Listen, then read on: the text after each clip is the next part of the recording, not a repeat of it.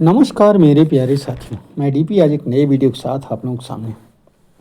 और मेरा आज का ये वीडियो साथियों ईरान वार के विषय में ही है, लेकिन कंटेक्स्ट दूसरा। साथियों आज भी हम क्या देख रहे हैं, विश्व के अनेक देशों में पेट्रोल और डीजल की बड़ी स्थिति बड़ी खराब है, लेकिन अपने यहाँ चाहे वो इराक यानी इजराइल वाला युद्ध हो, इजराइल हमास वाला, चाहे रसिया यूक्रेन वार हो, चाहे आज ईरान वाला युद्ध हो, पेट्रोल और डीजल की प्राइस में परिवर्तन भी नहीं किया गया है, एक पैसे बढ़ाया भी नहीं गया है, जबकि अनेक देशों में बड़ी बुरी हालत है। ये क्या इंडिकेट करता है? ये इंडिकेट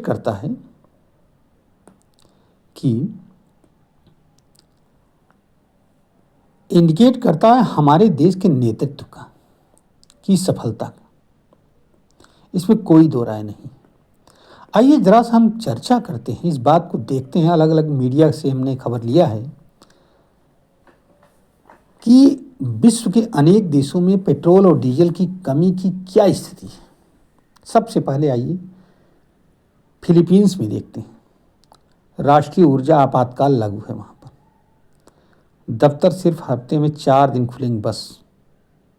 बांग्लादेश में भयंकर तेल किल्लत, पेट्रोल पंप के बाहर लाइन, एविएशन फ्यूल की कीमत 79% बढ़ा दी गई है, यूनिवर्सिटी कॉलेज वगैरह बंद हैं, कंपनीज में वहाँ 5 घंटे की बिजली कटौती चल रही है। और तो और गैस की कमी की वजह से 5 में से 4 सरकारी फर्टिलाइज़र कंपनियां बंद हैं।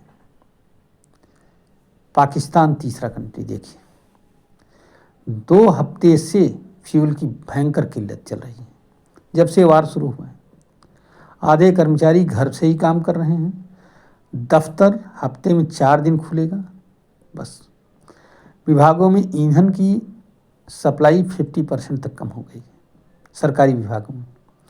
श्रीलंका चौथा कंट्री, सरकारी दफ्तर, school, college, university 4 days in week कर दिए गए, और प्राइवेट गाड़ियों को 15 लीटर पर वीक और पब्लिक ट्रांसपोर्ट को 200 लीटर पर वीक तेल दिया जाएगा। कोटा सिस्टम, कोटा बना दिया गया है, निर्धारित कर दिया गया है। भूटान की बात करिए, वर्क फ्रॉम होम, डिब्बों में पेट्रोल नहीं मिलेगा आपको, किसी जेरी कैन वगैरह में, गाड़ी में डायरेक्ट डलवाइए आप। वियतनाम में कंपनी से कहा गया है कि वो वर्क फ्रॉम होम करें। पब्लिक ट्रांसपोर्ट को वहाँ बढ़ावा दिया जा रहा है प्राइवेट के बजाय। म्यांमार में प्राइवेट गाड़ियों में ऑड और इवन का फार्मूला लागू कर दिया गया है। 8वां कंट्री आपका इजिप्ट, जहाँ 28 मार्च से प्लान कर लिया गया है कि shopping mall, retail shop, restaurant, ये सब रात को 9 बजे से बंद कर दिया जाएगा। और जो गवर्नमेंट ऑर्डर भी आ चुका है इसके लिए, और बिजली बचाने के लिए शहर में जो बड़े बड़े वो होते हैं, रोशनी वाले बिलबोर्ड होते हैं, वो बंद कर दिए गए हैं।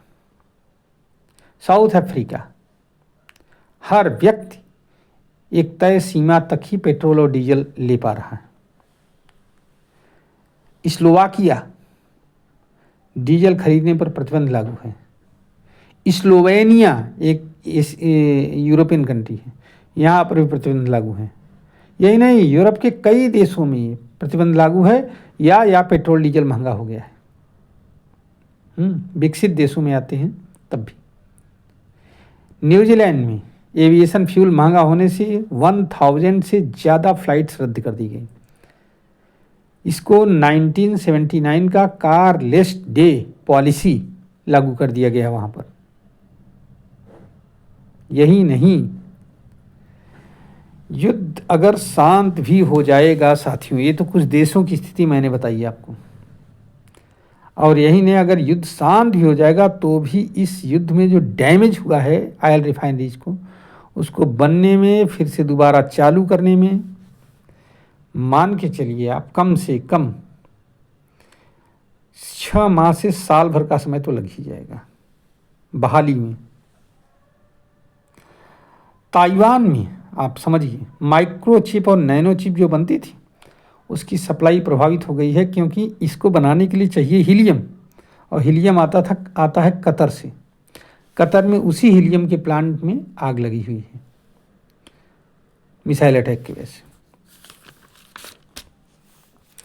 तो ये कुछ छोटा मोटा मैंने बताया, कुछ देशों का एग्जाम्पल बताया जहां इस समय पेट्रोल भयंकर किल्लत चल रही है, समस्या चल रही है। यूरोप पूरा त्राहिमाम कर रहा है, लेकिन यूरोप इंडिया से खरीद रहा है और देशों से खरीद रहा है, तो थोड़ा सा बचा हुआ है। और जहाँ ये देश, जहाँ विश्व के अनेक देशों में ये संकट पैदा हो चुका है, वहाँ भारत में अभी तक प्राइसेस बढ़ी नहीं है। अर्थात जो रिकॉर्डिंग आज हो रही है 24 मार्च को, तो उसमें उस समय तक तो फिलहाल कोई रिपोर्ट नहीं, आगे चाहे जो हो। समझ रहे हैं? तो ये क्या है? ये हमारे नेतृत्व की बहुत बड़ी सफलता है।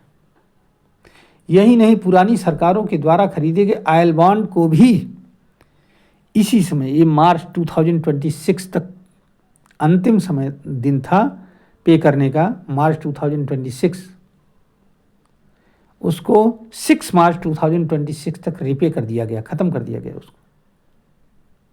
ये नेतृत्व की क्षमता है। अच्छा नेतृत्व, सजग नेतृत्व इसीलिए देश को चाहिए। अन्यथा की स्थिति में बाकी जैसे अन्य देश हैं परेशान हैं, वैसे ही परेशान रहने के लिए तैयार रहिए। उम्मीद है कि आपका अपने नीति निर्माताओं के प्रति एक जो विश्वास है वो बढ़ेगा, और आप हर समय ऐसे ही लोगों को वहाँ चुनेंगे अपने नीति निर्माता के रूप में, जो देश को उन्नत के या ऊंचाइयों के शिखर पर ले जाएंगे और संकट के समय देश को बाहर निकालेंगे, या देश को उसमें उलझने नहीं देंगे संकट में। चलिए, मैं अपनी वीडियो को यहीं पर समाप्त करता हूँ। उम्मीद करता हूँ कि आपको यह वीडियो पसंद आएगी। अगर पसंद आती है तो आप इसको लाइक करिए, शेयर करिए, और हमारे चैनल को भी सब्सक्राइब करिए साथियों। धन्यवाद, नमस्कार, जय हिंद, जय भारत, वंदे मातरम। उम्मीद करता हूँ कि हमारे देश का इसी तरह से उज्जवल भविष्य रहेगा और विकास करता रहेगा अपना देश, शांति की राह पर चलते हुए। एक बार पुनः नमस्कार, जय हिंद, जय भारत।